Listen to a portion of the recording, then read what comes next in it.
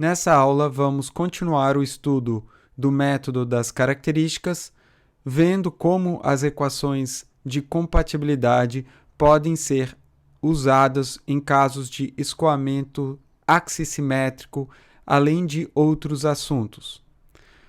Vamos relembrar agora quais são as equações de compatibilidade.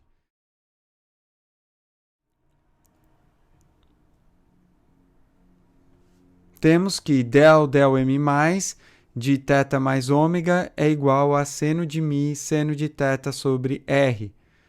E del m- de θ menos ômega igual a menos seno de μ seno de θ sobre r. Visualizando essa situação a partir de dois pontos A e B, coordenadas XA, RA e XB, RB, temos a intersecção dado pelo ponto C e cada característica faz um ângulo com a horizontal, onde aqui mostramos o valor absoluto desses ângulos. O ângulo alfa para a característica da M+, e o ângulo beta para a característica M-. Vamos calcular a intersecção das características a partir dos ângulos μ menos θ medida no ponto A e θ mais μ medida no ponto B. Das relações trigonométricas, temos x menos xa vezes tangente de alfa mais x menos xb vezes tangente de beta é igual a RA menos RB, de onde escrevemos x igual a xa tangente de alfa mais xb tangente de beta mais RA menos RB dividido por tangente de alfa mais tangente de beta. De forma análoga, temos R menos RB igual a x menos xb vezes tangente de beta, de onde podemos calcular, então, R igual a RB mais x menos xb vezes tangente de beta, usando o valor de x que acabamos de calcular. No segundo passo, veja que o ΔM+ pode ser escrito como x menos xa sobre cosseno de alfa e ΔM- como x menos xb sobre cosseno de beta. Agora vamos usar as equações de compatibilidade para incrementar os invariantes através da discretização dessas equações, usando uma discretização de primeira ordem. Temos θ mais ômega igual a θ mais ômega no ponto A, mais seno de μA, seno de θA sobre RA vezes ΔM+. E θ menos ômega igual a θ menos ômega no ponto B, menos seno de μB, seno de θB, sobre RB vezes ΔM-.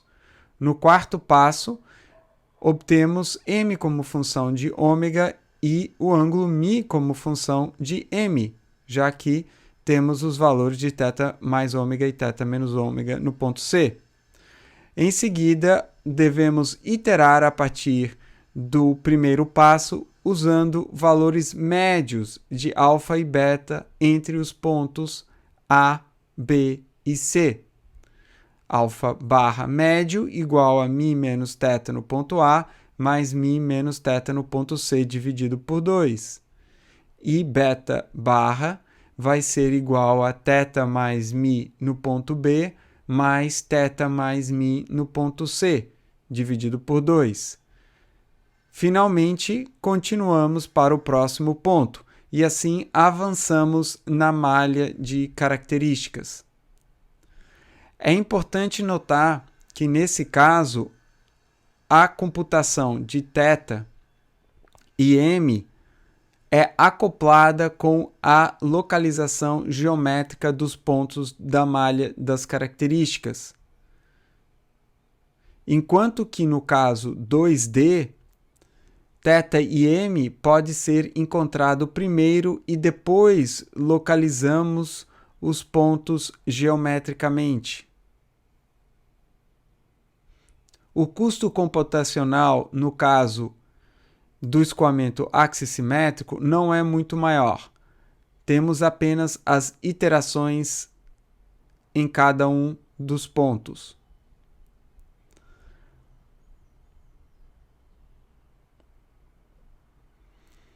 Devemos olhar a condição no eixo de simetria, quando R tende a zero. Nesse ponto, o ângulo θ é igual a zero. Então, temos a seguinte construção geométrica. O eixo de simetria, o ponto A, a localização desse ponto e a característica M+, que intercepta o eixo de simetria no ponto XC, 0. Podemos escrever que x igual a xa mais RA sobre tangente de alfa. Δm vai ser igual a RA sobre seno de alfa. Θ no ponto C igual a 0.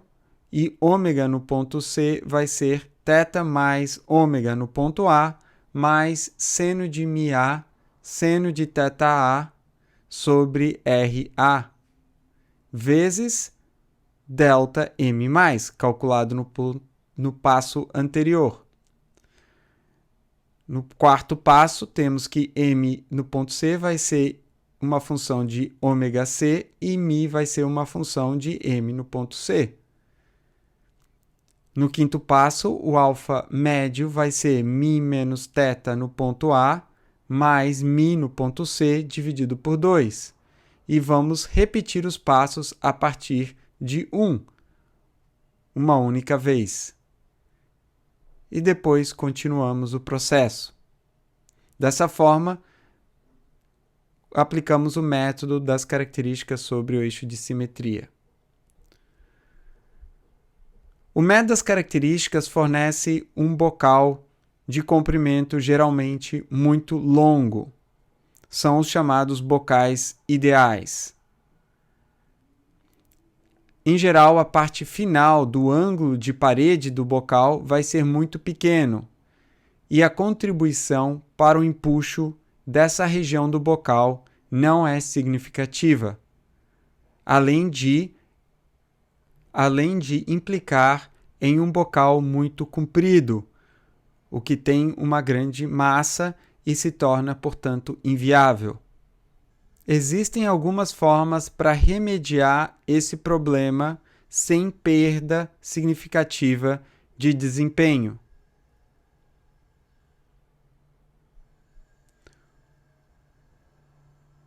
Uma delas é através da restrição do comprimento. Faz-se a pergunta: qual o contorno que fornece o maior empuxo dado o comprimento L desejado? Essa pergunta pode ser respondida através do método de cálculo das variações.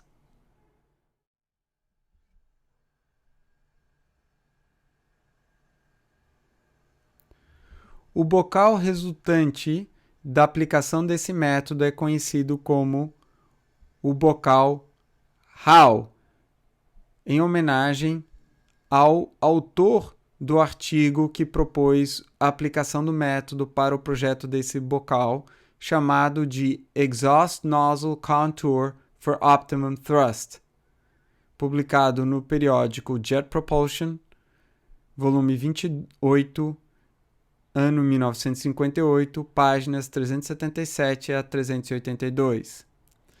Nesse caso, a saída dos gases do bocal não é paralela e não é uniforme.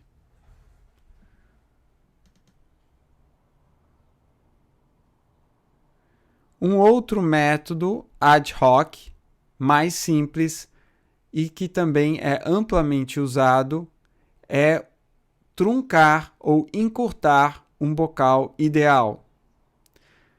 O método consiste das seguintes etapas. Primeiro, projete o contorno para o PE-PC desejado do bocal ideal. Se o comprimento do bocal ideal for maior que o L desejado,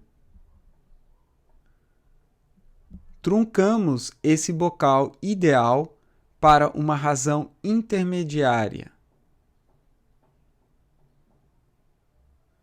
E após fazermos esse truncamento, vamos contrair o bocal para o comprimento desejado através de uma transformação linear. Isso é mostrado na seguinte figura. Temos o contorno do bocal ideal, com o comprimento LI, e o bocal truncado com comprimento LT.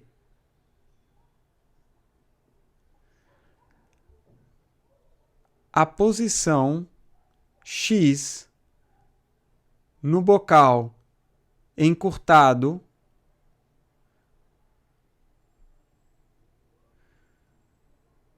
vai ser igual à posição X do bocal truncado vezes L, que é o comprimento do bocal desejado, sobre LT, que é o comprimento do bocal truncado.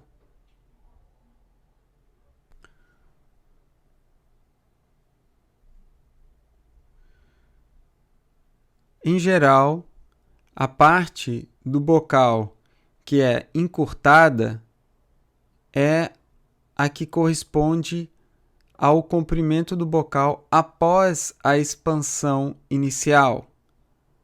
É a parte do bocal responsável por alinhar o escoamento com a direção de saída dos gases. E o que é feito é justamente transladar o bocal para essa posição inicial onde termina a expansão. Maiores detalhes podem ser obtidos no artigo do Hoffman, no Journal of Propulsion, volume 3, páginas 150 a 156, de 1987.